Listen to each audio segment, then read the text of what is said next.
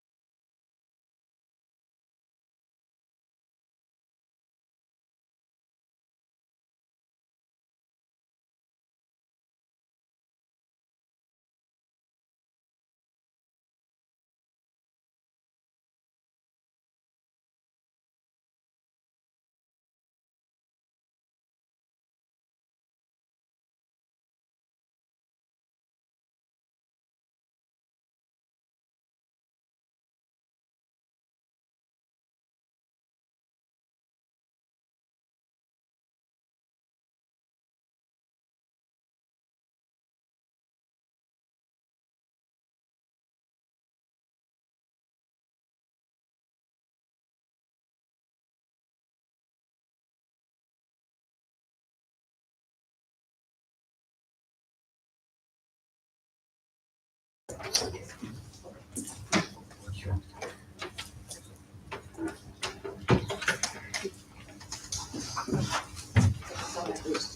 gotta have the public hearing first before you even call the meeting to order. There's seven. You know what I mean? He had a brilliant. It's scheduled for 6:30.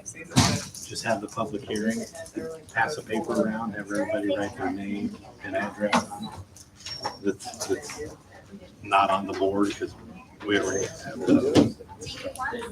And then say we're having a public hearing to discuss the Fulton Township Assessment District Number 6, comprised of Fulton Township and Farmers Township. Is there anybody that has any objections? Hearing none, I'll close this public hearing at 6:32.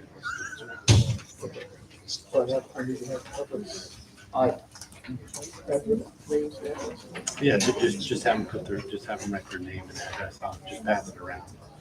Just have them write their name and address down, because you should, if you have a public hearing, you should have record of everybody that attended. Cindy.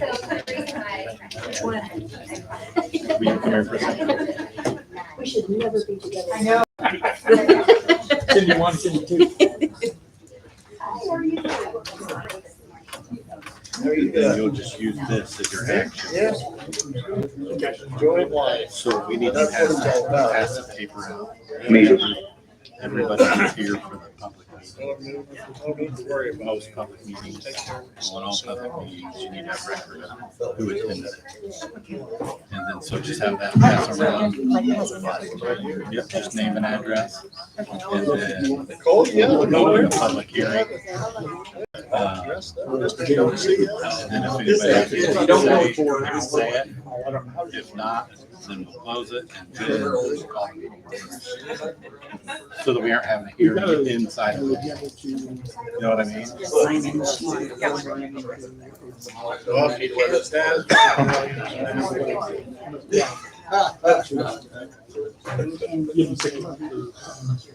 What are you handing out? I got my projects updates in the last couple of pages.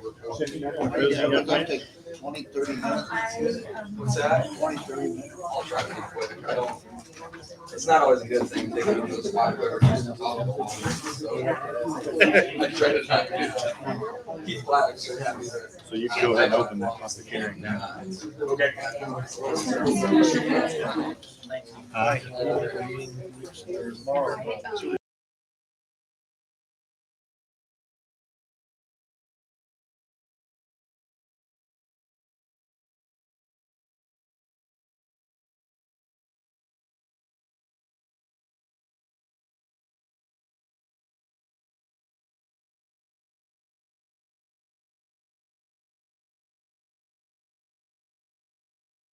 All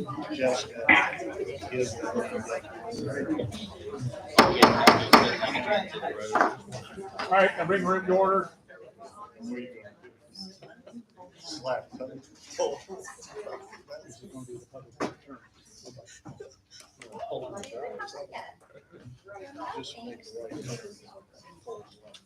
All right, I'm going to open this with the public hearing. We scheduled a public hearing today to hear for Fulton Township Assessment Number 6, comprised of Vermont Township and Farmers Township. So we'll do that first. They've kind of changed their mind, but we can schedule this, so we have to go ahead and do it.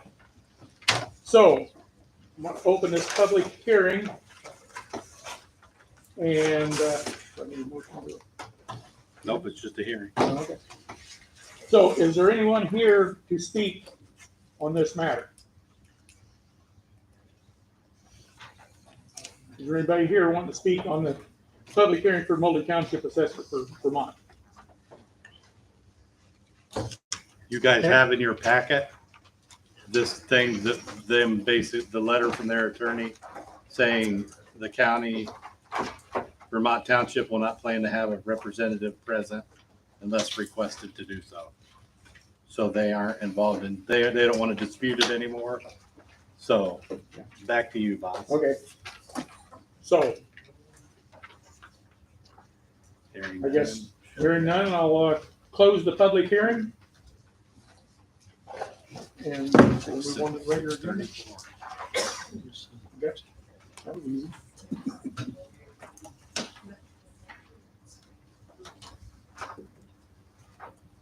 $32. Yep, now Okay. showtime. All right.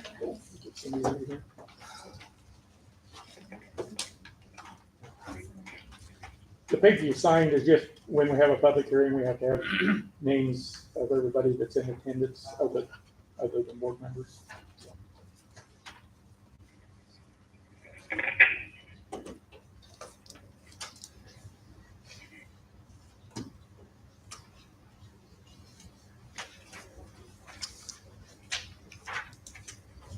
Okay.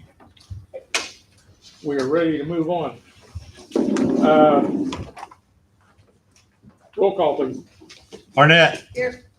Beck. Here. Barry. Here. Bowler. Here. Clark. Here. Duchesne.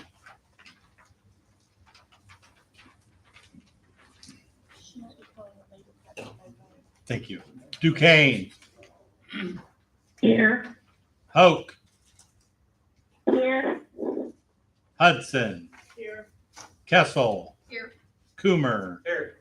Madsen. Here. McCollum. Here. Metis. Here. Platt. Here. Spangler. Here. Taylor.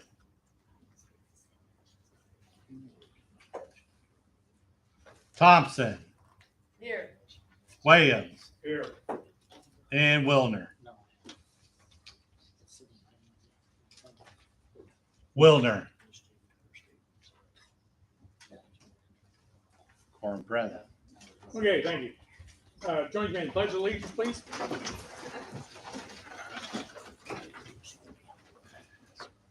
I pledge allegiance to the flag of the United States of America and to the republic for which it stands, one nation, under God, indivisible, with liberty and justice for all. Esther, would you give us an invocation, please? Father, thank you for this day. Look after all the unfortunate people with needs, all those special people out there who needs care for. Look after this board as we make our decisions for the people of Fulton County, and bless everyone in the world. Amen. Amen. Amen. Thank you.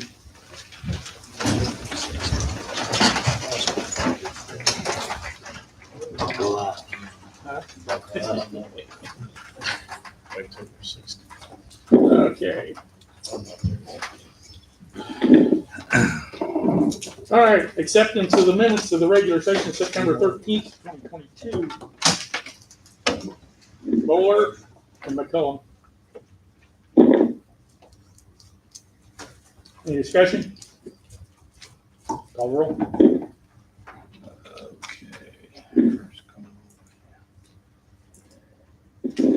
Williams. Yes. Arnett. Yes. Beck. Yes. Barry. Yes. Bowler. Yes. Clark. Yes. Duquesne. Yes. Hoke. Yes. Hudson. Yeah. Kessel. Yes. Coomer. Yes. Madsen. Yes. McCollum. Yes. Metis. Yes. Platt. Yes. Spangler. Yes. And Thompson. Yes. Motion carries. Okay, thank you. Additions or deletions to the agenda approval.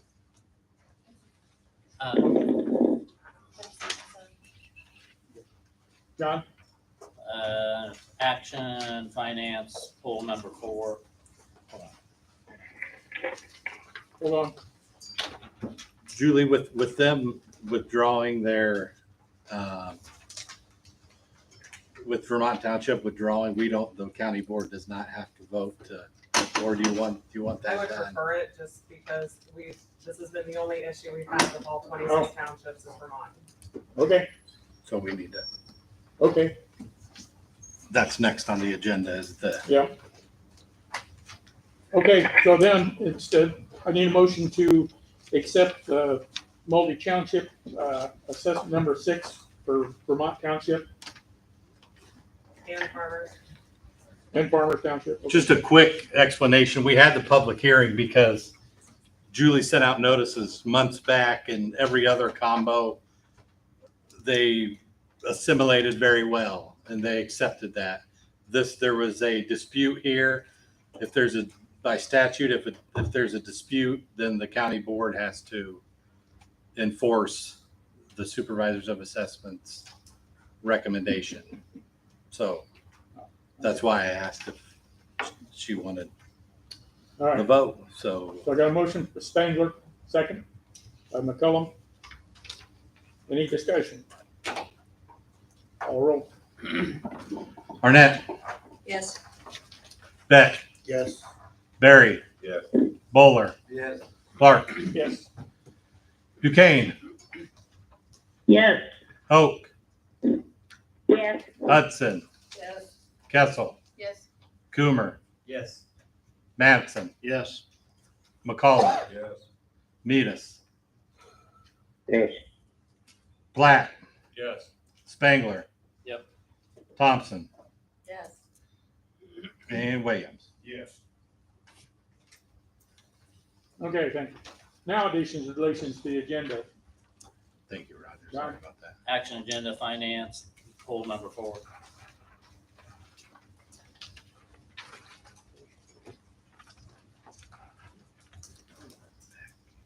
Okay, anybody got anything else?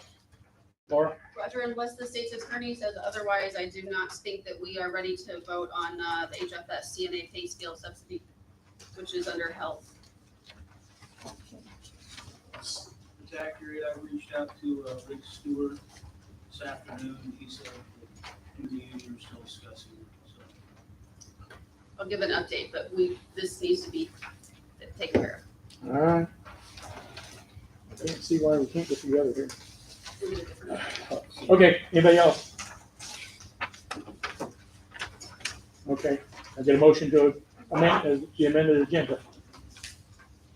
Motion by McCollum. Second by Mattson. Any other discussion? Call roll.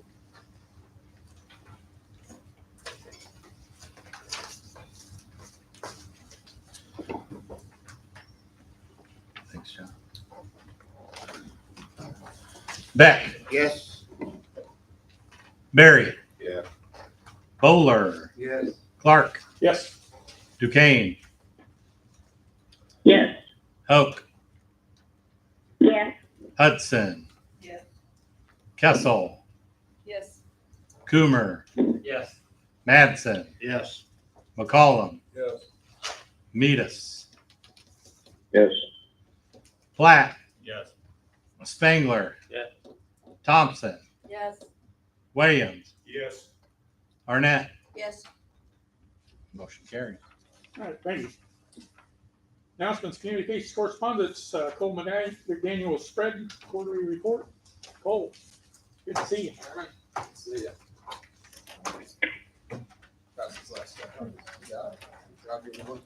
Uh, I printed off a lot of trees today. You can take one whether you need it or not. Thanks, bro. If anybody else needs one or if I missed anybody, let me know and I'll be happy to get it to you. My right page here. I like how you got that. Thanks. Good evening, everybody. Okay, without the microphone, Pat? Here if you want. Good. As long as they can hear. Can you guys hear me online? yeah, I Okay. think everybody hears you good. Good evening, everybody. I want to go through some project updates this evening, some things that have been going on over the last few months. They're maybe getting completed now or just some updates for a lot of projects that are going on. And then the other two reports you have there, one I'm proud of, the one from 2020, not so much. You can see they look drastically different, but there's the 2020 and 2021 reports. from the partnership as it relates to all things Spoon River Partnership and economic development that we've been doing over the last couple of years. And the reason for giving you those is we'll walk through the 21 report just briefly, touch on a few items, and then get you prepared. In the next couple months here, we'll be delivering a 2022 report that looks even better than the 2021 report. So I'm excited about that, and not necessarily the design of it, but the numbers look better, and that's what I'm really focused on.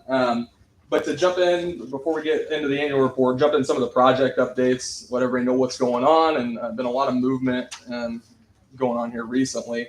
One of those is 459 East Chestnut. That's the former Family Video in Canton.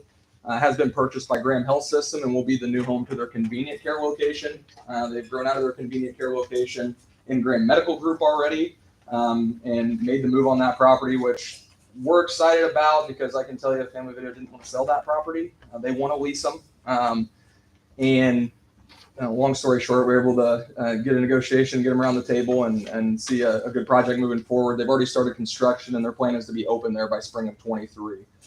So as they're completing that and getting open, the long-awaited Casey's project across the street there at the corner of Chestnut and 5th Avenue will take place in spring of 23. Go back a couple of years now when they first came and purchased that lot across from where their current location is now, and kind of dragged their feet a little bit. Construction prices, as we all know, went pretty haywire, and they cited building costs and some of those other things as the reason for waiting until spring of 23. So as far as we know, their intention is still to build on that property. They do own it already, which is a good thing. But we'll keep everybody posted on that as well. So some good movement there on 5th Avenue. And then the next concern after spring of 23, in Casey's get the new gas station built, is obviously figuring out what we're going to do with the Casey's store that's there currently, just like the one on North Main that is now Kiefer Financial. They're pretty selective on who they'll sell to. Casey's is a lot of deed restrictions, a lot of you can't sell pizza, donuts, coffee, or anything else they sell pretty much. So service businesses seem to be a good fit for those locations with all the restrictions that are involved. But we'll keep moving along on that one.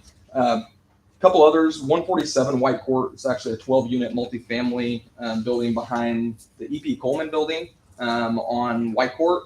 It's been purchased by a gentleman out of Silver Springs, Maryland. And I'm happy to report he found that property off of our building inventory list. Never been to Canton. Said he's never been to Illinois outside of Chicago one time, and found it on our inventory list. Called and started asking questions. It's been 6 or 7 months now, but he has acquired the property and plans to make updates to those to turn them into all market rate apartments. So moving along on that, and on the residential side of things, getting improvements to those properties that have been around for a long time is a huge plus as well. Canton Learning Collaborative. This is alternative education, untraditional education options. They have 4 or 5 students. They'll be located downtown in the Eastside Antiques building. So for those of you that may not be aware, Jacob and Brooke Poston bought 29 Eastside Square, which is the former Eastside Antiques building on the square in Canton, big red and white building next to Shandy's, the Opera House, a lot on that side of the street. That was purchased by them in March. I'm happy to report as of today, they have 2 commercial tenants in that building, one being Renaissance Senior Living's Training Center. So they're training some of their staff in there, and then sending them on to the long-term assisted living. And then the Canton Learning Collaborative is their other commercial tenant. They've also renovated one of the upper story 4-bedroom units, and they're renting it out to 4 volleyball players from Spoon River College. So the only thing they have left in that building, it's hard to tell because you see it from the outside and it doesn't look like anything's changed, but that's coming. The facade and some of those other things that you'll really see these things start to take form. The inside looks great, and to get the tenants in there as quickly as they did, and to get that thing cash flowing was a really important part of the project too. So exciting for them, and they're awfully encouraged by what's going on, and to see that building undergo a big renovation was pretty exciting too. I've probably teased about this 20 times in the last year. There's been a lot go on, but there's a brewery, winery, distillery, and wood-fired restaurant project. I will share more details. They're working on closing on the property and working through a couple more things, but their intention is to start build out in November and to be operational in spring of 23 as well. So it's got the green light. I just want to let Mr. Iverson, who's been at city council and everything, tell his story when he's ready to tell his story and give all the details on the project. And I think that'll be coming soon. So a very exciting project. And one of those things I want to be sure to mention, it's one of those projects that doesn't take away from the piece of the pie. It makes the pie bigger. Ultimately, we hope that this impacts our other businesses and not just retail businesses, but other bars and restaurants too, because they may have a reason to come to Canton to visit the brewery, but they may run in and see the other things we have to offer in Fulton County too, right? That ripple effect. So that'll be a very exciting project, and I'll be happy to put some numbers to the project and employment numbers and things like that, because it is more than the bar restaurant, and they will be manufacturing and producing there. It will involve a little more employment and a little more labor intensive. So that's a good thing with the new jobs that will be created from it. A couple other quick ones. Birth to 5 Illinois is now a function of the Regional Department of Education. They're doing some boots on the ground, I would call it studies or assessments of our 0 to 5 population, our daycare availability, our offerings, essentially our resources that we have, which is exciting for me because on the back end, having that data is so important. We talked about, whether it be 2 years ago at the start of the pandemic, how do we recruit remote workers? And something I'd never really thought about was, well, if you don't have any daycare to support remote workers and they have children and both of them work, even if they're working from home, this isn't an option here. So capacity, things like that. But the data they'll gather from that is really good. And they plan to port that back to the Department of Education for some more boots on the ground info, so to speak, for the regional department. They have moved into a CFC property. That's 117 North Main in Fulton Square, connected to the Penny's building property there. So CFC's had 3 or 4 properties filled here in the last 6 to 12 months that had previously been vacant for quite a period of time. So they're excited about that, and talk some more about my trip over there. But a couple of those. Renew You Massage is a current massage place in Canton. Rochelle's working to expand, add a couple more therapists, and moving into a building on North Main. So she's working through those details right now, but growing and expanding. A couple other new ones. Michael Rogers owns an insurance agency in Galesburg, from the Canton area. Family lives in the Canton area. He's been looking for about 18 months for a property and potentially some sales folks in the Canton area. And in that time, he's actually put an offer in on the former Wolfie's Barbershop building next to Walgreens there on North Main. It has 3 tenants, got the Beltone hearing, and I can usually remember, I can't remember what the other 2 are, but it's got the Beltone hearing in it. So he's getting moved in there. It's actually already got a vacant space, so retain the tenants that are in there, make some improvements to the property, and put his agency in there. I'll let you guys go through the potential expansion projects. Those are ones we're actively talking to. It's not just an idea or somebody said, hey, I kind of would like to do this. We're actively having conversations and working through details and trying to iron out the project and help coordinate as much as we can. Couple recaps on just events from August, September. Attended the Midwest Community Development Institute. So this is my 5th year, I guess minus 1 pandemic year going there. So 4. Got a chance to present this year with Amanda Sampson from our office on marketing your hometown and some of the different things we're doing, and received some good feedback from that. One thing you'll find, the last page actually of that first report here, is the feedback we got from the group we presented to. There was about 20 or 25. Looks like we got 12 or 13 responses, and somebody didn't like us, but that's good. That makes you want to do better next time. A lot of people did, somebody didn't, but anyways, it was good. It was good for us to get out there. Some of the comments I saw in the feedback was, I want to visit Canton, which is a simple piece of it, but that's exciting. That's what you want to hear, right? And if you've never heard it, you've never been there, what makes you excited about going? So, one other important trip that I took in the middle of September was to go over and visit Cook Group in Bloomington, Indiana. So Cook Group has Cook Medical, Cook Polymer Technologies, who obviously have manufacturing facilities in Canton, and then CFC Properties is under their umbrella, who owns all of Fulton Square, which includes Penny's and the strip mall business set up there, the MTZ Fitness Randolph building on the square, the Edward Jones building, a couple others too. And it was a really good visit. I'm looking forward to getting some ideas and plans from them about what we're going to look at for the future as far as Fulton Square and the Penny's building. It's obviously been a big concern for 5 years. Been through a lot of negotiations, and it's a tough building to get a tenant for. It's 33,000 square feet. It has 1 loading dock, 1 set of HVAC, 1 set of bathrooms. It's set up for 1 user. So that we've gone through a lot of negotiations with different groups trying to split it up to get it to make sense. But the part it's at right now is it's too much for someone that's going to lease it from CFC to pay to do the build out. Or for CFC, it's if we do the build out, your lease is going to be X. And there's not a lot of wiggle room. So we're working through some things on that, but obviously a big priority is that that building and that footprint that exists there right in the heart of the community. What would be the lease agreement monthly on something like that? Just to shoot. It'd be dependent, right? It'd be dependent on build out. If somebody said, I just want the Penny's building the way it is right now, it'd obviously be a lot lower than if they're going in there and splitting it up and adding walls and offices and things like that. So it's very largely dependent. I mean, I get that question on even just downtown construction projects. And well, do you want granite countertops or marble? I mean, you can turn a $100,000 project into a $400,000 project pretty quick. So it really depends. I can tell you most of the build outs we looked at through those negotiations were well into the six figures. So the lease and the payback and the amount of time is just, it's a tough sell with the way it's set up right now. So I'll leave it at that. We had a really great visit and they've got some plans, and I can tell you their intention is not just to say, forget Canton or forget the Penny's building. They want to do something, and they're committed to what they do have in Canton. We talk about it a lot. Responsible ownership. They have a lot of buildings, but they take really great care of them too, and that's a huge factor. So it was a great trip over there, and continuing to build that relationship and stay strong with them, I feel is important. And getting their properties filled too. That makes it an easier trip when they have 4 or 5 vacant buildings or spots that are full. So next on that radar is Penny's. One other thing I wanted to mention, because I don't know why I'm so fascinated by this. The QR code thing has been around for a while, and then it's starting to come back again. I think that probably has the smartphones picking up. But if you see these QR codes that are on here, number one, the price of printing, to put it in perspective for our visitors guides, which we do with Tourism Council, went from $1,000 to $4,000 for the same amount of copies. With that being said, we're trying to figure out how do we cut down on our copies and go the digital route so we can still have this out there and put these in our prominent locations, print some out, make sure we're still getting out to the hotels and our destinations. But most importantly, making sure people can see this, know what it is. And are any of you not familiar with what a QR code is?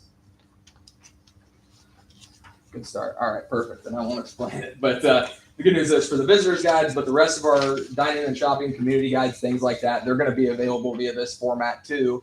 And then as you think like Lake Canton or some of the other prominent locations, we want to get some permanent ones of these to where, we can keep them posted up. Somebody's going to walk on the trail. They can pull up our visitors guide and see everything in Fulton County. They can pull up the dining and shopping guide and see where we're going to go eat. Those kind of things to streamline it and just kind of take that next step. So Amanda's doing a lot of really good stuff with that. And it's pretty exciting to see. So more to come on that. I wanted to print out a Lake Canton map this evening. Amanda's been working really hard to get that put together for the city of Canton. And it looks great. It's nice and colorful, has everything highlighted. Here's your benches, here's your trails, here's your parking and camping and everything else. We've talked about the opportunity to, expand out and be able to do that for other, destinations, other parts of the county as we move forward here. And that's really the goal, is how do we expand this reach and impact everybody, right?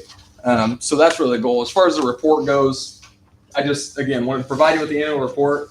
I'm not going to ask anybody. I assume you've all read it 3 or 4 times and know it like the back of your hand, but just in case you got an extra one in front of you, and can take it with you and kind of get an idea of all the different areas we're kind of touching on and really what the plan will be going into 2023 here. But we'll have a pretty dynamic annual report for 2022 for you. It'll be similar in the nature of what information I'll be including.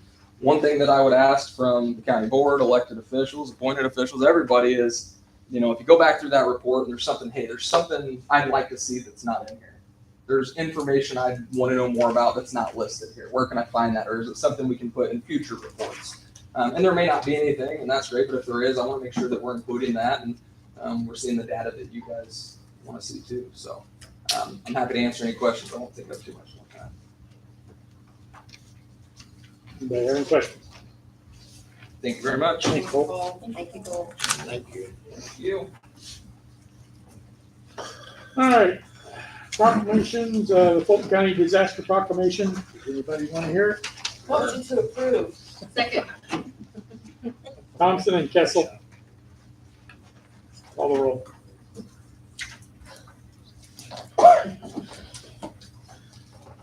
Barry, Yes. Bowler, Yes. Clark, Yes. Duquesne, Yes. Hoke, Yes. Hudson, Kessel, Yes. Coomer, Yes. Madsen, Yes. McCollum, Yes. Meadus, Yes. Platt, Yes. Spangler, Yes. Thompson, Yes. Williams, Yes. Arnett, Yes. and Beck. Yes. Motion carries, Mr. Chairman. Okay, thank you. All right, discussion action for resolution, this is Breast Cancer Awareness Month. Clerk, read that, please. Whereas about 1 in 8 U.S. women will develop invasive breast cancer over the course of her lifetime. And whereas a man's lifetime risk of breast cancer is about 1 in 883. And whereas death rates from breast cancer have been declining, and this change is thought to be the result of treatment advances, earlier detection through screening, and increased awareness. And whereas researchers, scientists, numerous nonprofit organizations, and breast cancer survivors are dedicated to discovering the cure for breast cancer. During the month of October, we acknowledge the extraordinary commitment and effort invested in this cause and support those who are working towards a cure. And whereas we recognize those who lost their courageous battle with breast cancer, we also recognize that breast cancer touches the lives of the families, friends, and co-workers who are left to grieve their loss. Now therefore be it resolved that the Fulton County Board does hereby proclaim October 2022 as Breast Cancer Awareness Month and encourage all Americans to learn the facts about breast cancer, invest in a healthy future, and obtain regular breast cancer screenings. Okay, I get a motion to approve that. Make a motion. Coomer, Barry. Any discussion? Call roll. Buller, Yes. Clark, Yes. Duquesne, Yes. Hoke, Yes. Hudson, Yeah. Kessel, Yes. Coomer, Yes. Madsen, Yes. McCollum, Yes. Meadus, Yes. Platt, Yes. Spangler, Yes. Thompson, Yes. Williams, Yes. Arnett, Yes. Beck, Yes. and Barry. Yes. Motion carries. All right, thank you. Okay, public remarks, I have one, April Tatum. Thank you. By now you may be tired of seeing me, and I apologize for that, but I also appreciate your attentiveness. Each time I'm here, you're very respectful, and I appreciate that very much, and I feel like you're listening. I want to start real quickly with a quote from Lyndon B. Johnson. There are no problems we cannot solve together and very few that we can solve by ourselves. And I think that is something that drove me to come here to speak to all of you regarding the issue of the CO2 pipeline, because individually we can't do anything. And together, collectively, we have more of a chance of doing something. And I'm hearing from a lot of people that they believe that this is inevitable, that the construction of this pipeline will be inevitable. I don't believe in inevitability.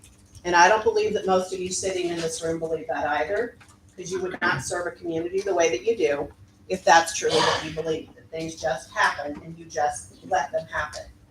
I served on the Avon School Board for 12 years. In the last 3 years, we're in reorganization. And so I sat on the committee of 10.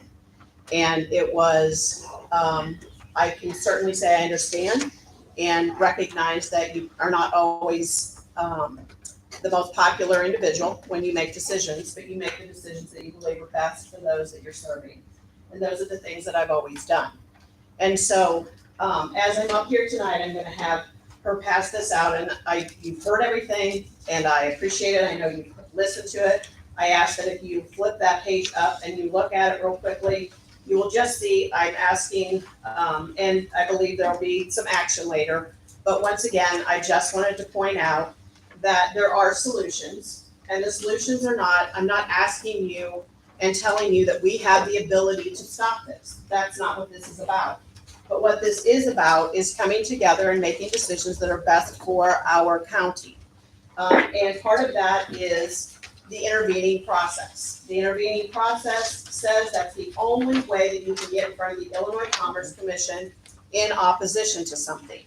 2 counties have already voted to do so, Sangamon County and McDonough County. So our neighbor has already voted to do that, and they're in the process of making the decisions. I listed in that first column those things that the options that we have for intervention if you would choose to go in that direction. And some of those are things like directing the Fulton County State's Attorney to file to intervene, hiring outside counsel, joining with another county that's intervening because McDonough County has expressed interest, or through joining Citizens Against Heartland Greenway Pipeline because they've already intervened. So there's an option of doing that as county entities as well. The other thing that I ask of you, and because there's a deadline, November 15th is the last time we can intervene.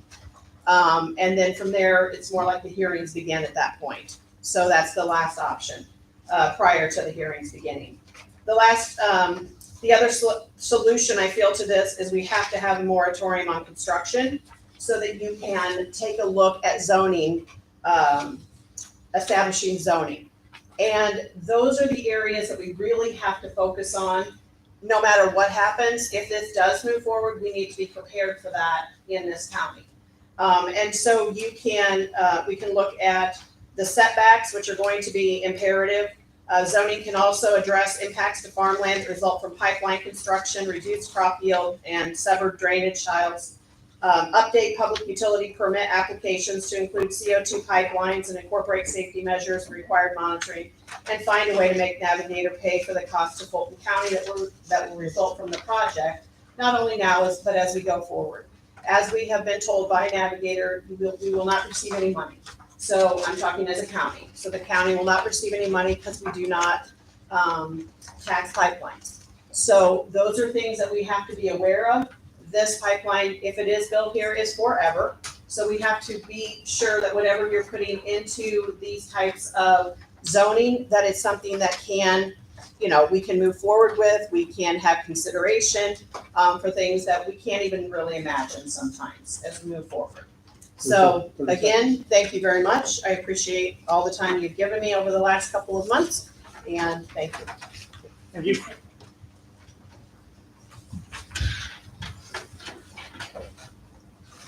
All right, consent agenda. Motion to approve it. Motion by Beck. Second? Second by McCollum. Second McCollum. Any discussion? Roll call. Call.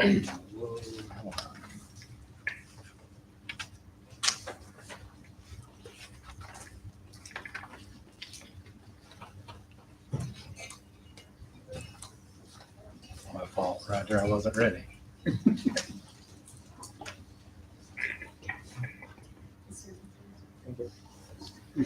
Clark, Yes. Duquesne, Yes. Oak, No. Hudson, No. Kessel, Yes. Coomer, Yes. Mattson, Yes. McCollum, Yes. Nedis.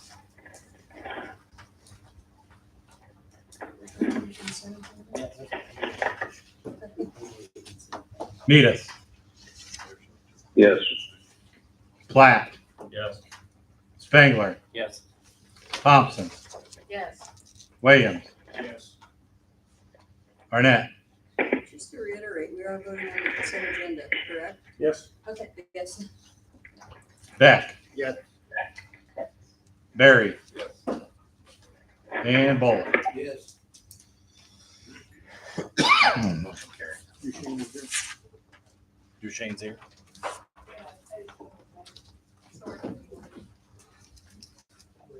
Okay. Action agenda, treasurer's report.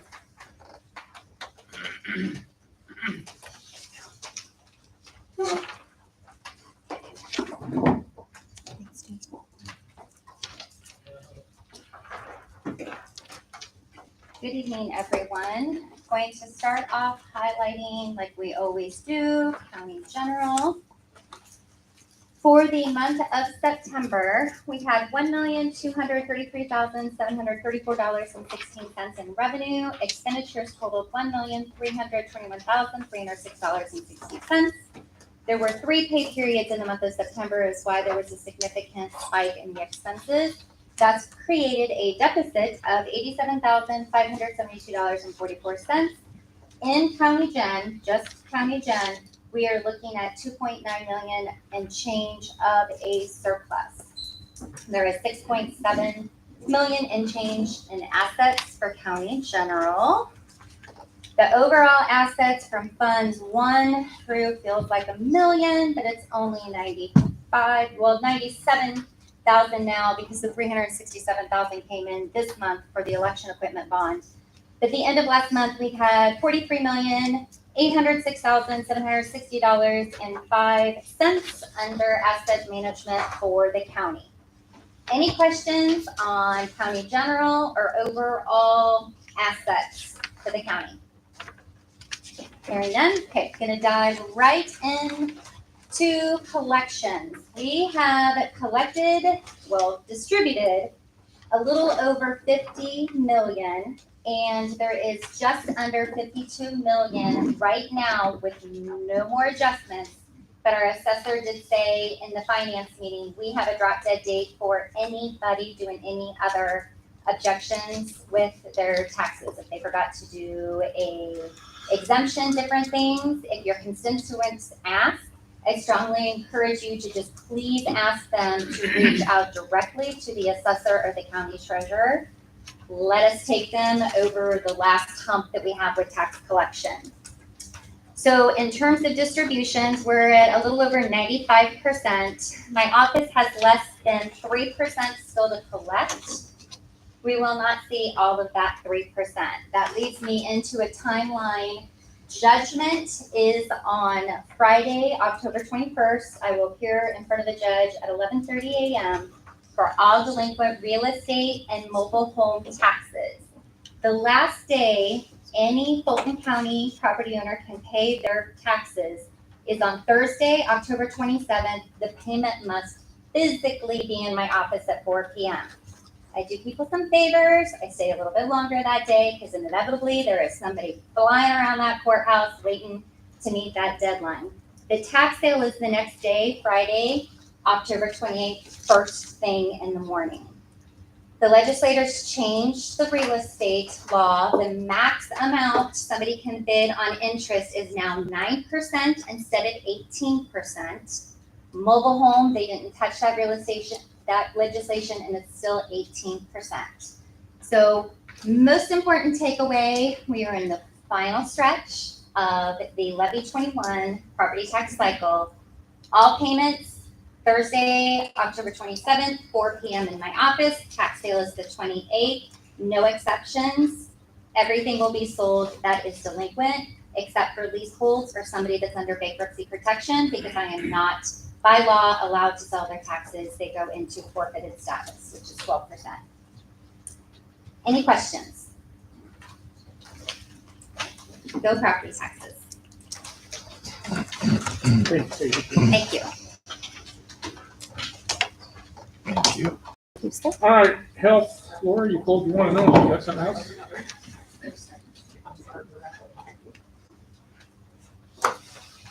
So has the CNA pay scale, has this been, I know I haven't been here physically in person, but does everyone understand what that's about?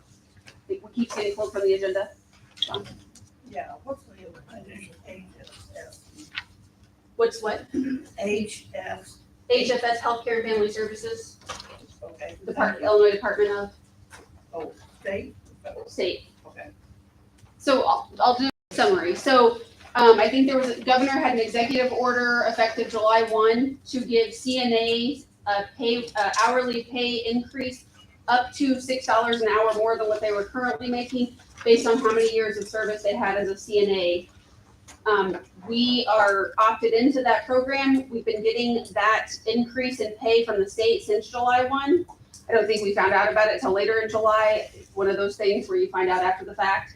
But we've been waiting, as Justin's been working with the labor attorney to decide, I think, because we could, Justin, correct me if I'm wrong on the understanding of this. The issue is the raises that we've given over the last year. Right.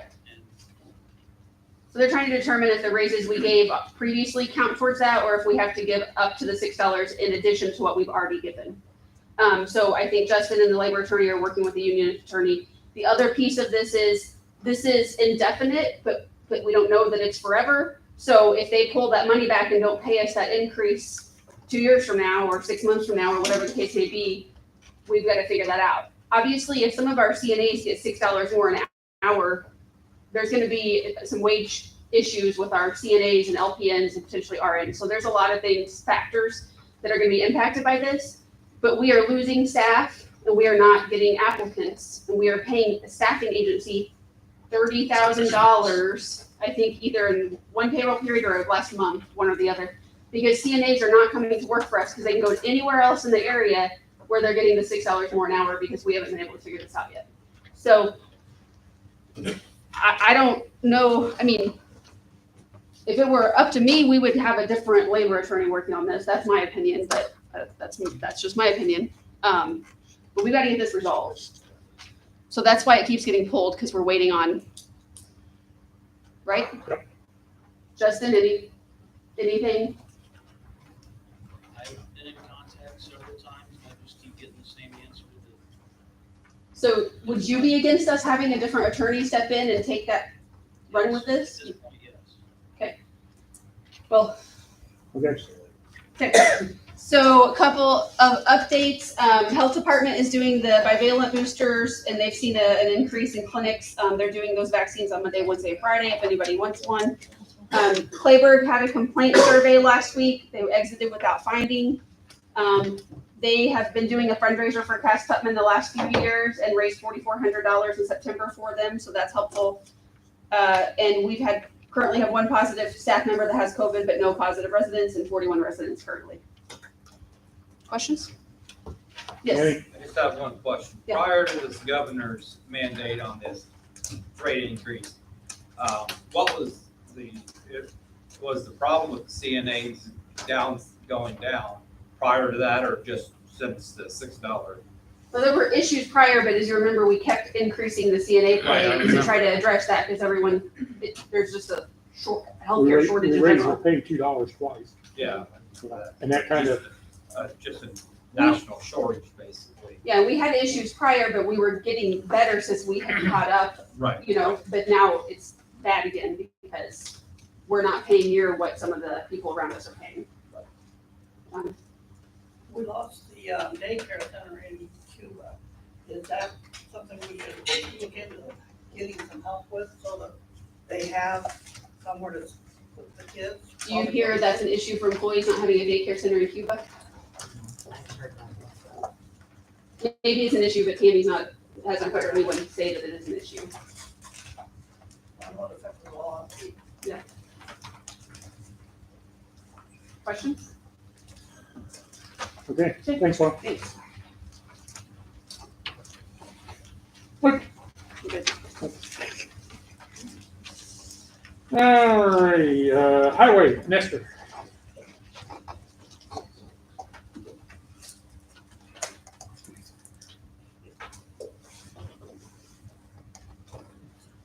Not too much to report on. They're finishing up on doing their shoulder work, and they're concentrating on working on potholes, patching potholes around the county. They started prepping equipment for winter work.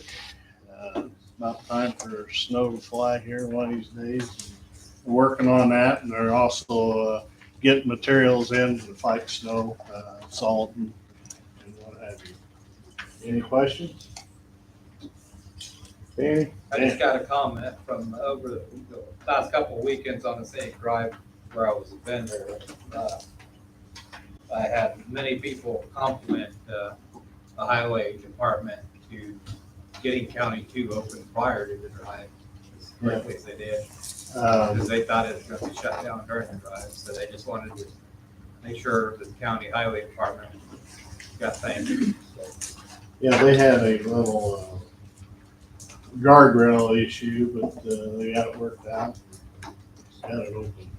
The guys are doing an outstanding job. They gotta tip your hat to them. They do a pretty good job out there. Okay, thank you. All right, public safety campground. All right.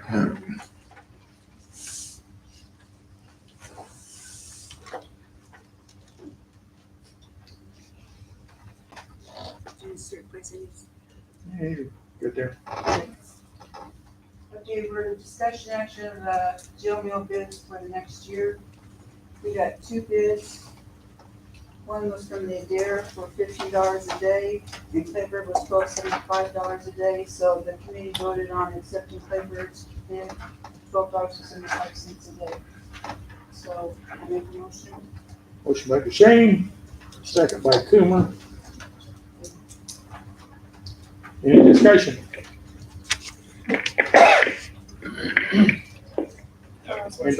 Anybody on the phone have a question? Carl? All good. With the jail, Hang on there. with the jail meals, revenue generated, where will that go? Will that go to their general fund? Will this maybe help offset some of the CNA expenses that we're gonna inquire to keep them there? Or is this gonna be allotted to something else? All right, it all goes to Clayburgh. The CNA expenses, the state's paying us. Carl, maybe I didn't explain that very well. The state is paying us for that increase that they have put in place. So up to $6 extra an hour per CNA, depending on how many years of service, the state's paying us for that increase. So that's a reimbursement from the state more than. Yep. We just don't know how long, it's like indefinite. Right, There's how no- long will it last? Exactly. So that's 2 years. No, I was just using that as an example. Yeah. We really have no idea. I mean, they could end it tomorrow, but. Who knows? So, okay, any other questions?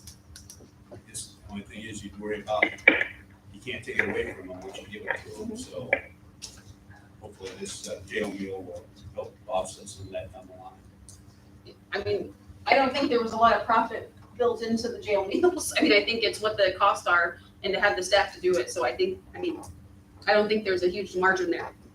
And, No, there's not Yeah. very much. and we don't want Clayburgh to lose money doing this. Right, we're not really gonna lose, but there's not a huge. I mean, and the whole goal really is to increase your revenue some, so, I mean, you get into it for a while and you're not making it, I would adjust the board and see what you increase, so. Okay, does anybody else have any questions? I'll roll. Duchesne, welcome. Duquesne. Yes. Did Susan pre-vote on that one? Hang on, he said Duchesne. You're next, Susan. Yes? Yes. Okay. Thank you. Hoke. Yes. Hudson. Yes. Kessel. Yes. Coomer. Yes. Mattson. Yes. McCollum. Yes. Meadus. Yes. Platt. Yes. Spangler. Yes. Thompson. Williams. Yes. Arnett. Yes. Beck. Yes. Barry. Yes. Bowler. Yes. And Clark. Yes, Motion carries. thank you. Mr. Roberts moved those 2 posts. Oh, yeah, okay, good. Thanks, everyone. All right, property and courts. Cindy? I really don't have anything we're still waiting on bids and really don't have Okay, anything. you got a bid opening, next Monday, Tuesday? Or maybe it's week after that. I didn't look at that, 18th, I think is the date. And John's supposed to have the updated, ARPA money where the funding was going. Have you got that? You'd asked me for an updated sheet on the ARPA, Yeah, I guess. so that's what Okay. Yeah, there's a bid opening for the, air conditioner next, on the 18th, 11th. Okay, Personnel legislative, Thompson. Nothing for action this evening. Anybody, questions? Okay. Finance. John. Yeah, John's not big on here, he's quick. Okay, the first thing we have is with the ARPA funds, using $30,000 of that for new payroll software. Do I have a motion to approve that? Moved by Kessel. You gonna make the motion, or? Yeah, I made the motion. Okay, second by Jess. Better, I already got your name written down there. You know, I said. All right, any discussion? Call the roll. Duquesne, Yes. Hoke, Yes. Hudson, Yes. Kessel, Yes. Coomer, Yes. Mattson, Yes. McCollum, Yes. Medis, Yes. Spangler. Yes. Sorry, I missed Platt. Platt, Yes. Thompson, Yes. Williams, Yes. Arnett, Yes. Beck, Yes. Barry, Yes. Bowler, Yes. Clark, Yes. Duchesne. Yes. Motion carries.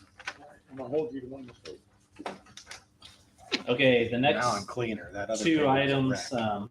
they're separate, but I'll talk about them together. We decided to take 75,000 of ARPA money and give give to the Clayburg as well as the health department for improvements that they need to do there.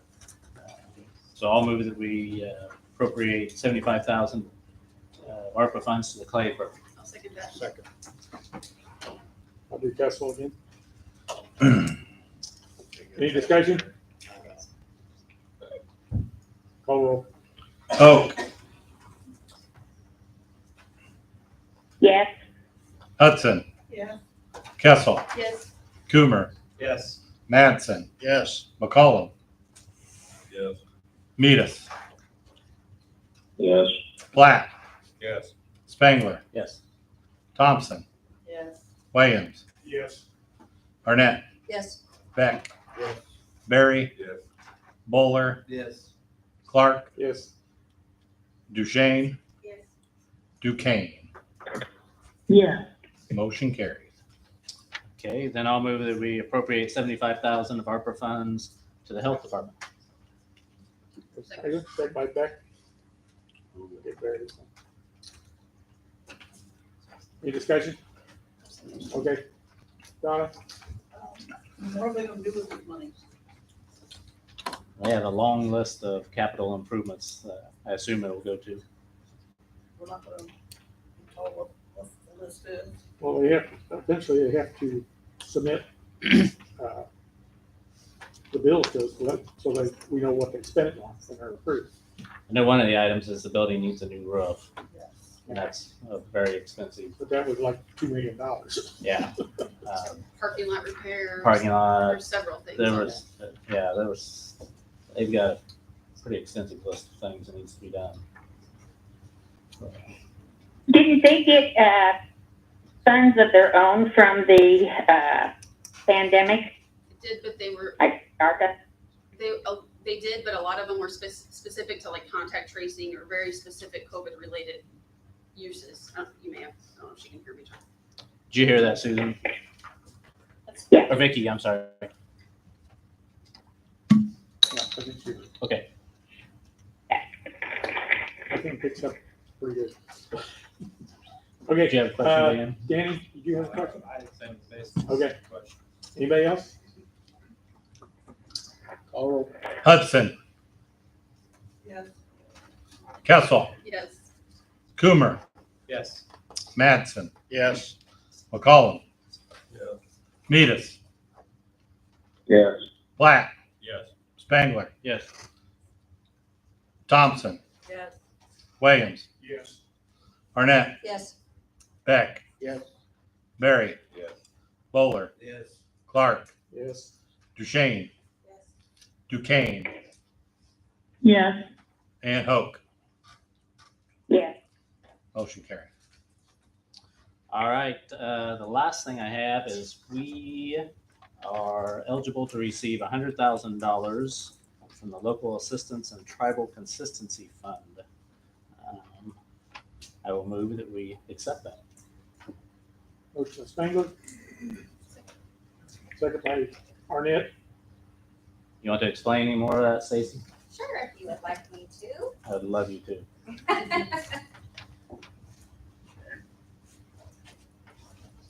So part of the, American Rescue Plan, Treasury appropriated $2 billion to go to Local Assistance Tribal Consistency Fund, or LATCF. Treasury just opened up the portal on Thursday, September 9th. Fulton County would receive, if you vote on it this evening, $50,000 for FY22, $50,000 for FY23. Under the program, recipients have broad discretion on the uses of the funds, similar to the ways in which they may use funds generated from their own revenue sources. It's similar to the ARPA funds, where I have to go into the Treasury portal, sign Fulton County up to be recipients of it. We will have reporting requirements and deadlines, just like we do with the ARPA funds. But it's a little bit different in that there is a deadline of requesting funding by January 31st of 2023, but the funds are available until expended. So whereas ARPA, there was those hard and fast deadlines and those funds were guaranteed that you would receive it, the wording on this is a little bit different. So when I had approached Chair Spangler and the rest of the Finance Committee, had just made the recommendation that the Finance Committee start thinking of potential uses for the two allotments of $50,000, and not saying spend it on one place and spend it super fast, but let's not sit on it either. So, and the reason we do qualify for this is we receive PILT money, payment in lieu of taxes, for the, thank you, Department of Interior. We have federally owned land, not a lot. I think the PILT payment I get is $102 or something. I mean, it's it's not laughable. It's money coming in at $50 million. So, but they are defining Fulton County, and there are other counties in the state of Illinois, but we have a negative revenue impact due to the implementation of a federal program implementation or changes to such program. Basically, it's a really long word. We have PILT money coming from the Department of Interior, which equates it based on Treasury guidelines for $100,000. Any questions? Danny? On this money, we'll have to create a new line item and new fund for that special, or that goes Probably, right into, like, potentially something. Yeah. There'll be accounting cleanup for it. The biggest thing right now is that you as a board collectively determine if you would like this program, if you want me to administer this program, like the ARPA program, request it, monitor it, you spend it, and I turn the reports in. But there will be full transparency on every penny spent. It's a bright sunshiny day. It is a sunshiny day. It's 100,000 sunshiny day. Did I understand right? It didn't all have to be used within the year that it was like ARPA was? They don't really have a complete use deadline. They had a Zoom meeting, a Teams meeting that there was 2,000 some people on, so there really wasn't a Q&A, and they haven't released the PowerPoint presentation from it, but they went into a little bit of detail, BJ, but nothing truly substantial. I think the biggest step again is step 1, request the money. Step 2, define how we want to spend said money. It's kind of just this isn't for real, just a general idea. Let's say you wanted to go $25,000 a year for the next 4 years for Spoon River Scenic Drive. Could you spend it out that long? I don't think so. Okay. But I will look into it. There is a requiring deadline. I haven't done all the ins and outs yet because I want to know that there's a commitment before we do all the research. And they're slowly releasing information with this.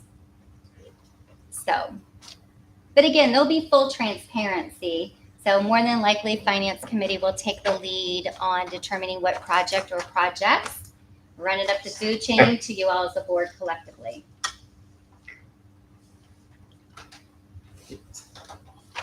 Anything else? All right.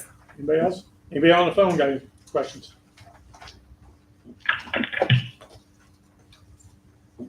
All right. Okay, thank you. Okay. So if nobody has anything else.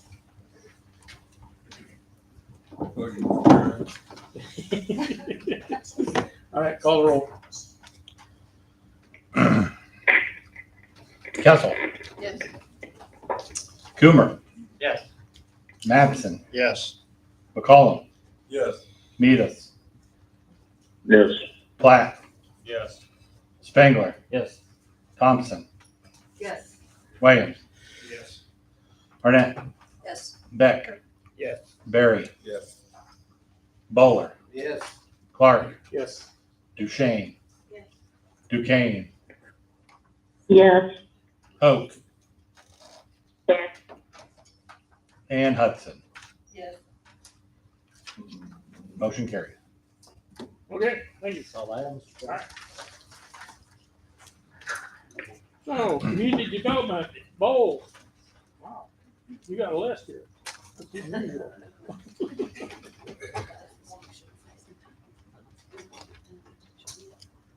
Thank you very much. First on the list is the CO2 pipeline resolution. Patrick, you want to read that? Pretty busy this month. Well, you might want to get some water. It's a long one. Whereas Fulton County currently maintains restrictions on the use of land in the county through its zoning ordinance, and whereas the county finds that such restrictions provide for the safety and well-being of all county inhabitants and benefit the public welfare, safety, and morals. And whereas the county seeks to continue to promote these interests and seeks to amend the county code to more fully protect and preserve the safety and well-being of such inhabitants. And whereas Navigator CO2 Ventures proposes to construct Heartland Greenway, a 1,300 mile pipeline carrying high pressure liquid CO2 across 5 Midwestern states as part of its plan to capture carbon from 38 different industrial sources, transport it by pipeline through Fulton County, Illinois, and then sequester the CO2 at a location approximately 2 miles north of Taylorville. And whereas other proposals by corporations interested in taking advantage of federal subsidies to capture and store carbon also could transport CO2 through Fulton County, Illinois, to suitable sequestration sites identified in our state. And whereas the Fulton County Board is concerned that without safe setbacks, CO2 pipelines will likely pose health and safety risks to county residents, as occurred when a CO2 plume from a pipeline that ruptured near Sitarsha, Mississippi, traveled over a mile, resulting in the hospitalization of nearly 50 people and requiring the evacuation of more than 200. And whereas the Fulton County Board is concerned that left unregulated, CO2 pipelines would result in unmitigated impacts and costs to farmland, including reduced crop yield, damage to existing roads and drainage systems, reduced property values, and unwanted costs associated with providing fire and emergency service providers with the equipment and vehicles they need in the event of a pipeline rupture.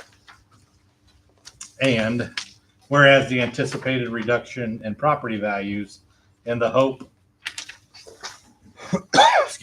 and the hope of alternative retail, commercial, or other productive tax-paying development along a CO2 pipeline route could diminish the fiscal health of the county's tax base. And whereas many Fulton County landowners are concerned about the prospect of Navigator CO2 Ventures seeking eminent domain for this project, thereby restricting the use and enjoyment of privately owned property.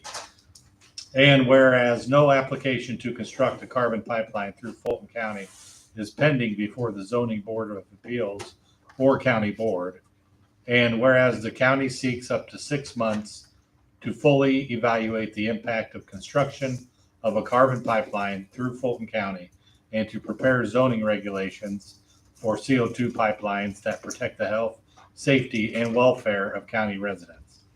Now therefore be it resolved that the Fulton County Board agrees to adopt a 6-month temporary moratorium on the construction and operation of CO2 pipelines in Fulton County, during which time the county will develop an ordinance that regulates such pipelines, including but not limited to setbacks from occupied buildings, mitigation for damages to roads, farmland, and public lands, and emergency preparedness to ensure residents are protected to the maximum extent possible from a pipeline leak or rupture.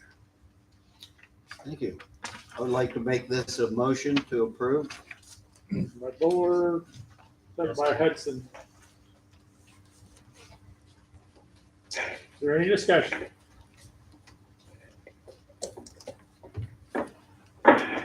Truthfully, hello?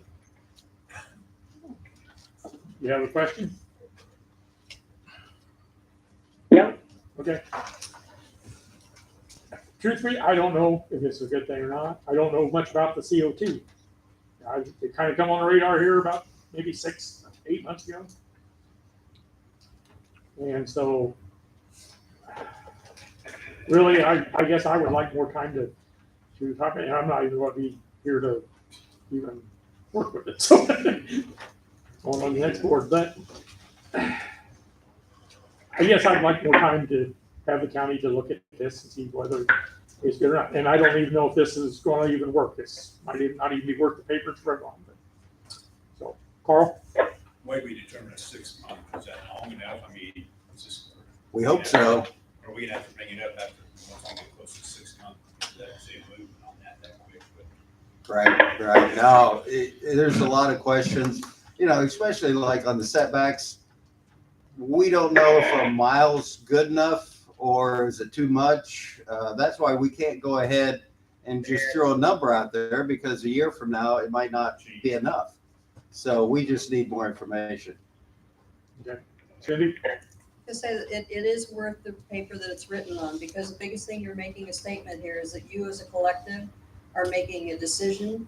And if you vote to support them, or if you vote to support your residents here, that then goes down to Springfield and goes in front of Senator Kaler and whoever else is over this area. And they're able to look at that and say, okay, your county board's behind you. Now I can move forward also. But if the county board's not behind them, they can't move forward either. So it is worth the paper it's written on. Donna? I have a problem with them using in Illinois as a repository of all the crap they don't want anywhere else. Why would they put this in the limestone down in that? It's probably supposed to be ag quality limestone. That's going to destroy that. What else are they going to destroy? This thing's fracking. A 6-inch pipeline is not very difficult to break. Good. Anybody else? Call roll. Coomer, Yes. Mattson, Yes. McCollum, Yeah.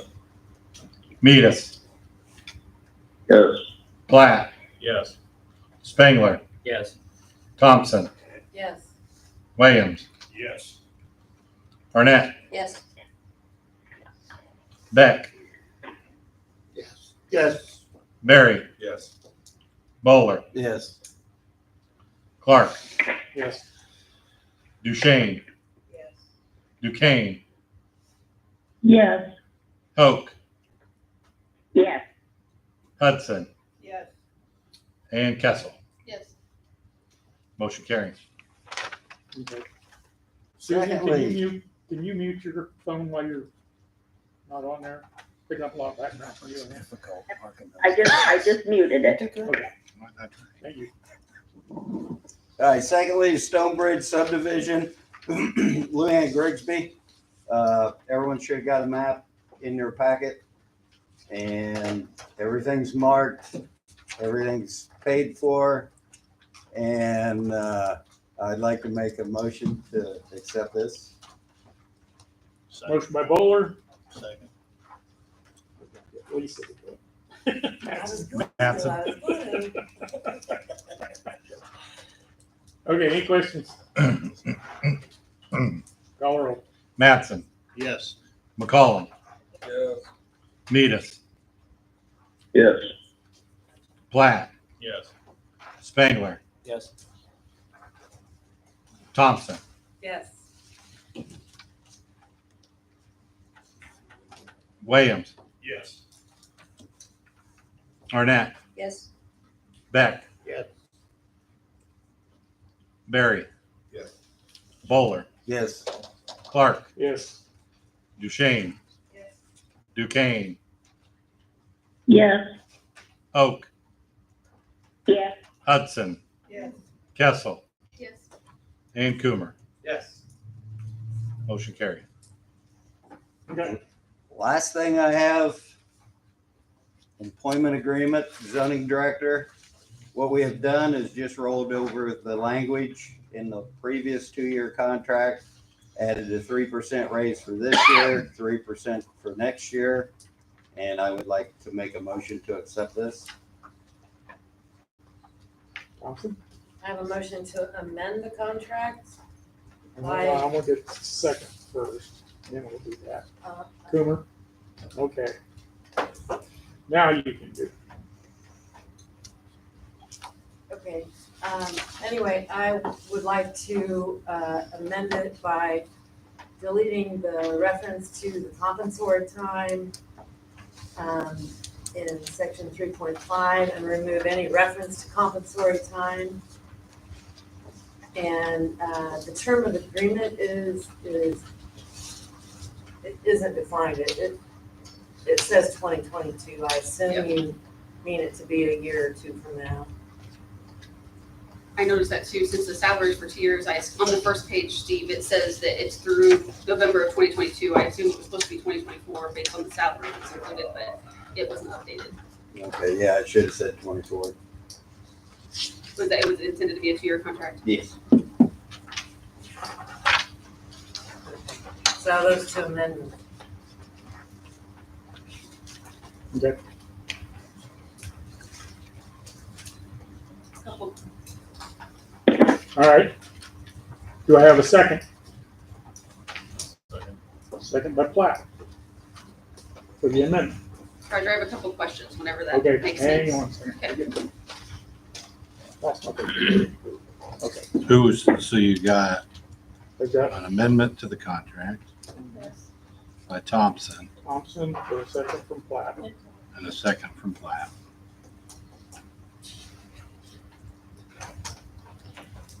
Okay. Laura? On the vacation record, the top of page 3, are we really tracking her vacation time? Like, is her employer really doing that? She emails copy, I believe, to Stacy, to myself, and Chairman Clark. So Just, she's tracking it, not us, really? right.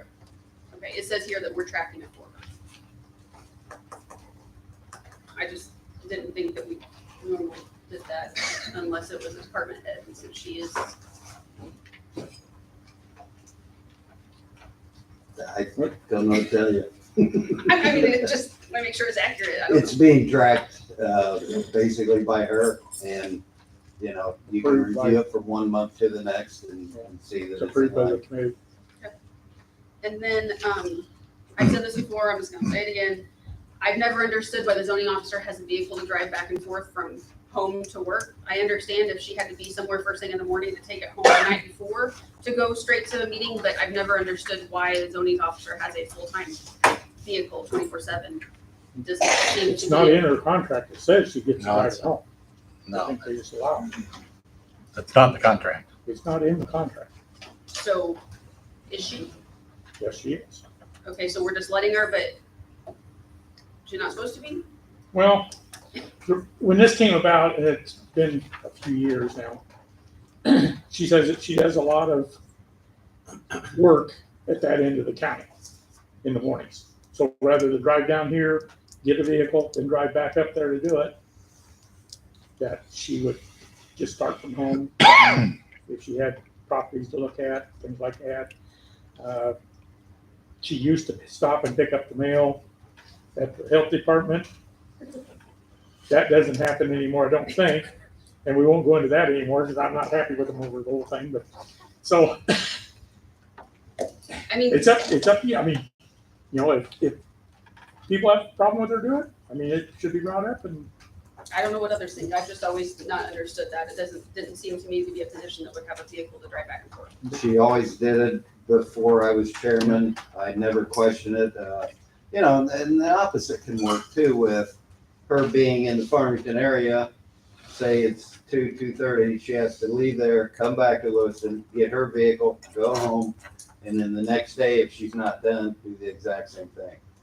Because a lot of our business that she does is in the northern part of Fulton County. And she keeps it in her garage at home, so it's in her garage, rather than And it's sitting safe. outside here, but that's, I'm not, go ahead. I was on the committee when they did that. One of the reasons was we didn't want the vehicle left somewhere where it would be vandalized. And when she was at the health department, that was a big deal. So we asked her if she would take it home. Now, like he said, it's in a garage. Here in Lewistown, I wouldn't park anything down there by that county board office with that building next door. That's my neighborhood, don't get too nasty. I said, I only live a couple blocks there, don't get too nasty with my neighborhood.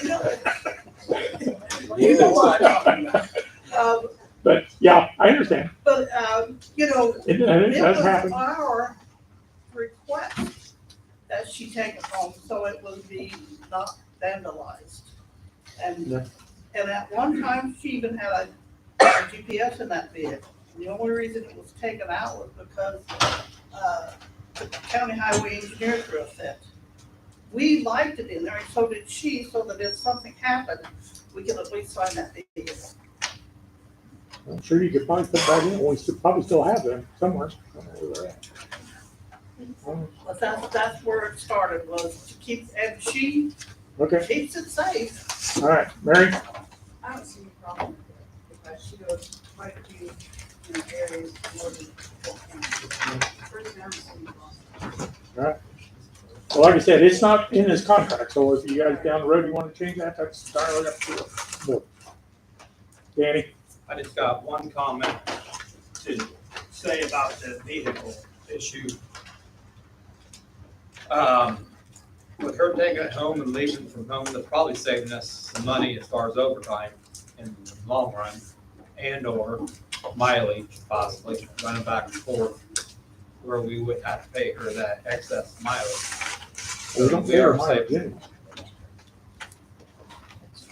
anyway. You know, Assuming- I mean, like, if she drives her vehicle down here, she doesn't get paid to drive it down. Right, but I'm saying, as far as overtime goes, I think that would save us some money there. We don't pay overtime. She's a She's salary, so she doesn't get, go ahead, Donna. I don't have a problem with her taking it home for the safety of the vehicle. We've never had a complaint about seeing her driving it around in, Peoria or anyplace else. That's not on the She's agenda. an honest person.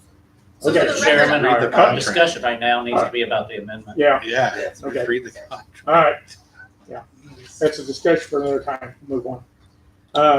Okay, so we got an amendment to, I forgot what the heck it is. For your compensation in 3.5, right? Delete section 3.5 that refers to compensatory time and any other reference to compensatory time under contract. Okay. It's in there again in section 3.7. 3.7, okay. All right, is there any other discussion about that? Justin? I'll just say that contract was drawn up by our labor attorney, and he hasn't had any opportunity to see any of these changes. Generally, when somebody writes something, write it as a full document, we would take something out of that. It could be problematic, I don't know. Write it, and they've been made aware of these changes, so I just thought I would make everybody aware of that before we make this. Okay. Could you hear that on the phone? Probably. No. Yeah. Justin says that this amendment, we're changing something in what the labor attorney has drawn up. And so he doesn't know if it could create a problem. Sometimes one part of a contract will be written based on the whole document. If you take part of the document out, it could cause a problem. It could cause no problem at all. I just want everybody to be aware of that. Okay. He said when you take something out of the document, it could create a problem, or it may not create any problem at all. So if that amendment passes, can we just send it back to him to re-review and make sure it doesn't conflict and then vote on the actual agreement next month? No, if we vote the amendment here, this is the way we'll pass it amended. You can approve the amendment based on his review. Yeah, so you go backwards from here. You approve the amendment. What? This What's the board would problem? agree, Compensatory time. and then Okay, and then you would approve hang on just a second. the contract as amended. Okay. Lisa doesn't think that the Wait a zoning minute, I'd officer like to should, explain that. should get compensatory time when she works over. Wait a minute, Everybody else does, don't they? wait a minute. Okay, This is Hey. why I want to explain. this. okay, Lisa's gonna explain what she's want to do. Okay, we have two kinds of employees, exempt and non-exempt. Exempt means exempt from overtime. Non-exempt means not exempt from overtime, so they get overtime. In the beginning of the contract, it is stated that Janice agrees she's an exempt employee, which makes her exempt from overtime. And yet we've got a paragraph in her contract that says she gets compensatory time, which means that if she doesn't use that compensatory time, she gets paid for it. It is overtime as defined in her contract, and it should not be there because the rest of the salary exempt employees do not get compensatory time. It's So not. none of them get any time off for overtime. None of the other employees, none of the other department heads or anybody at the nursing home or anybody like that that's considered an exempt employee does not get any kind of compensation for overtime. An exempt employee that is salaried, that is a department head, is considered exempt. If they work overtime, they can take compensatory time. That's the definition of a salaried employee. That doesn't mean they don't get any comp time. It just means that they're not gonna get paid for that comp time. They are entitled to some time off if they work overtime, but we're not going to pay them if they don't take that off. That's the only real difference. And none of our other salaried employees that are exempt have that within their contracts.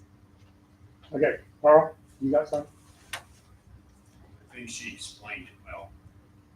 Okay, That's, I mean, but, there's a difference between overtime and comp time. Now, do we need to write it in that she will never be paid for comp time?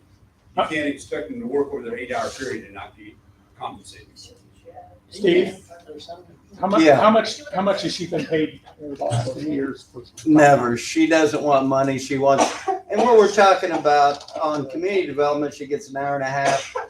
If there's a ZBA meeting, she gets a half hour. You're talking about 2 hours a month. And she always takes it the next month. She doesn't roll it over. I didn't see it as a big deal. I know Janice is honest. I know that she intended this as a tracking purposes. The problem is it allows for the other salaried employees to say, I don't get paid for the comp time, I don't. But they get the comp time on time off, right? Yeah. So it's the same thing. She's not going to take money. She said that. thing. And if she ever retires, or when she retires, you guys can write up a new contract and put anything in that you want. She's an exempt employee as stated in the beginning of the contract. Right. And yet we've got in there that she's gonna be paid comp time. They are in direct conflict with each other. She should not have that paragraph within her contract. Okay. All right. We're not gonna beat this all night. Let's Yeah. go ahead and vote on. So we're gonna vote on the amendment, right? Jim, clerk? I'm not chairman no more. That's your job. Yeah, you vote on the amendment first, Okay. then you approve the whole thing. Okay. So we're gonna vote on the amendment to remove the comp time. So wait a minute, if you vote yes, it's for removing the comp time, Yeah, you're not voting on the contract, you're just removing the comp time. but yes is to remove the comp time, no is to leave it the same. Yes. Correct. Okay. Call the roll. McCollum. Yes. Medis. Yes. Platt. Yes. Spangler. Yes. Thompson. Yes. Williams. No. Arnett. Yes. Beck. Yes. Barry. Yes. Bowler. No. Clark. No. Duchesne. No. Duquesne. Yes. Hope. No. Hudson. No. Kessel. Yes. Coomer. No. Mattson. Yes.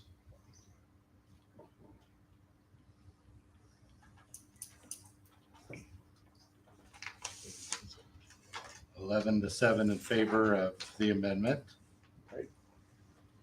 Now we'll vote on the contract as amended.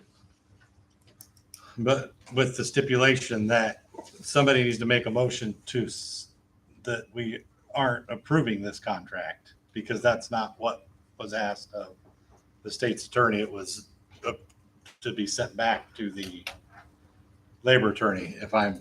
No, this is to approve it without sending it back. Justin? So we're not gonna listen to the state's We're not sending this back attorney's to the labor advice. attorney. All right. We can, We shouldn't. we don't need to. I mean, I would want him to look it over with changes and make sure it doesn't affect something else.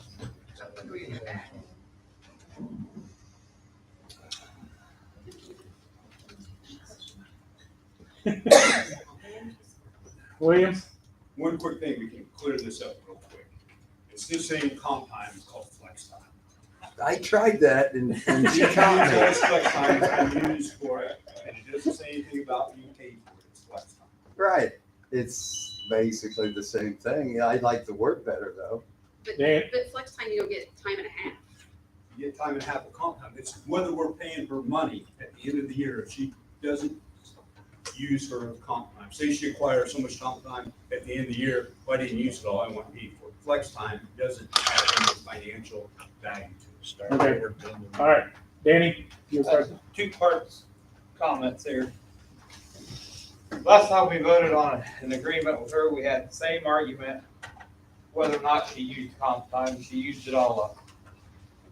And everybody was okay with that, as long as she used it.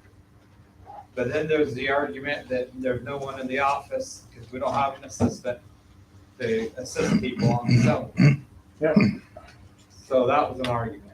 So All right, we're getting off my topic. no, it's not, it's a point to order. And the other point I'm making is, on the vote now, are we voting on the original motion? We're voting on the amended motion, if we vote on it. Justin, Right, but we- hold it. Justin? You guys have a motion on the floor, and that's to accept her thing. You guys voted to amend it, to remove the comp time, so Now you're you voting. guys want to just shove it through as amended, then you need to vote to approve it. If you want, you to go back to Rick Stewart and have him look it over as amended, then you vote not to approve it. Okay. I will have him take a All look right. at it. So what we're gonna do here, Bowler, two voted second. Danny, if you want to remove your second, and Bowler, you want to remove your first, we'll send it back to the labor attorney. If you don't, we're gonna vote on I don't. Let's vote on it. it. Okay, Let's shove her through all right, or not. then we're gonna vote on it. So we're voting to approve the amendment. We're voting You already to did that. approve the contract as amended. It's got the comp time removed. Right. That's all you had, but you're voting on the contract. Right. All right. Anybody else? So if we vote no, that means it goes back to the labor attorney. Well, that means she doesn't have a contract. I don't know if we're gonna send it back to labor attorney or not. We'll see. Just gonna cost you more money. She won't have a contract. And how long will it take to get it back? I don't know. But he's $250 an hour every time he sends anything to him. All right. Anybody else? Call the roll. Everybody's clear. A yes is to approve the contract, no is to not approve it.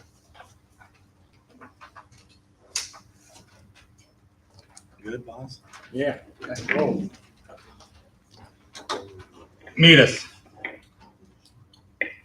Yes.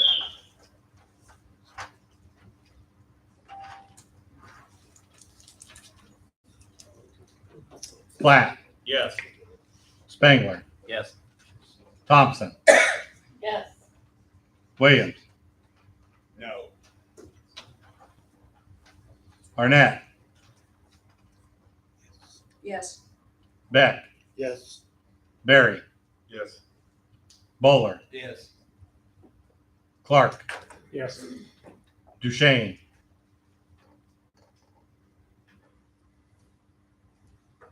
Did she say anything? What'd she say? Okay. Yes, I guess.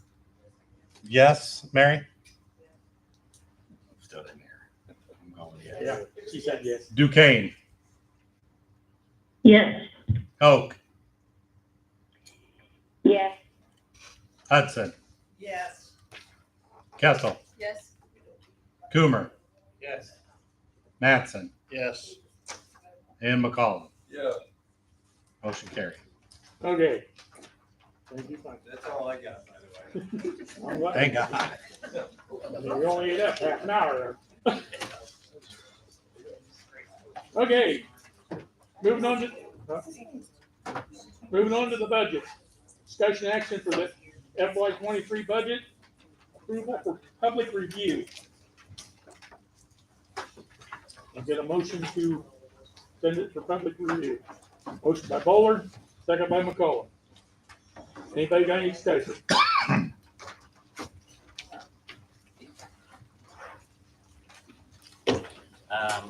Hunter was just pointing out to me on page 17, we need to change then the salary for the zoning officer from 55,109 to 55,649. What page? It's in our contract, page 17.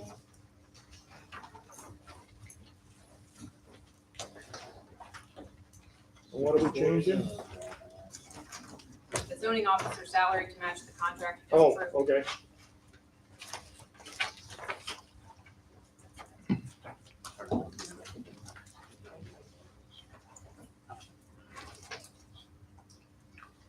Okay. Anybody got anything else?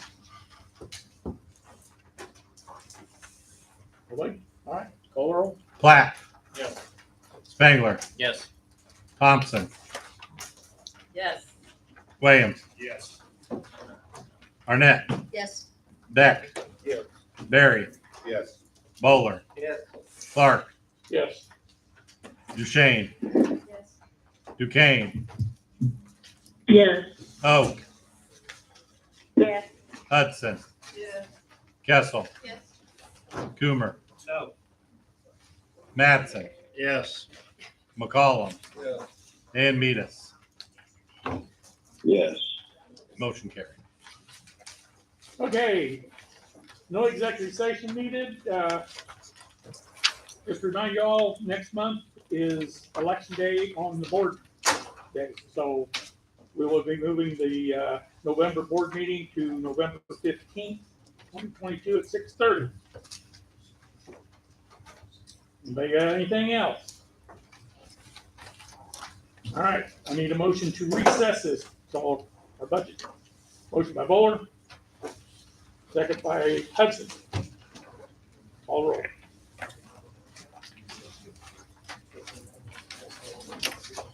Spangler, Yes. Thompson, Yes. Williams, Yes. Arnett, Yes. Beck. Yes. Barry. Yes. Bowler. Yes. Clark. Yes. Duchesne. Yes. Duquesne. Yes. Oak. Yes. Hudson. Kessel. Yes. Coomer. Yes. Mattson. Yes. McCollum. Metis. Yes. And Platt. Yes. Board is at recess. Okay, thank you, everybody.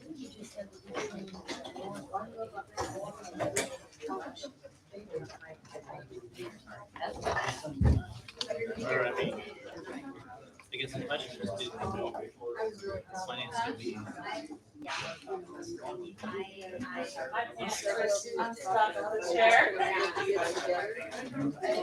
But this is gonna be. Many meetings.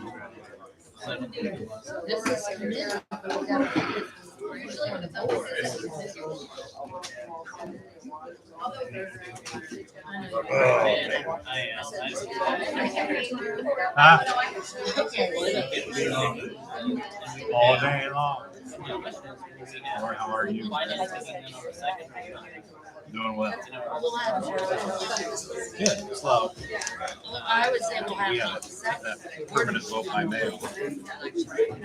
Oh, I It's gonna confuse people. That's all it's gonna be. I mean, we have people, we have more vote by mail. Yeah, but I just thought it'd be a good movement to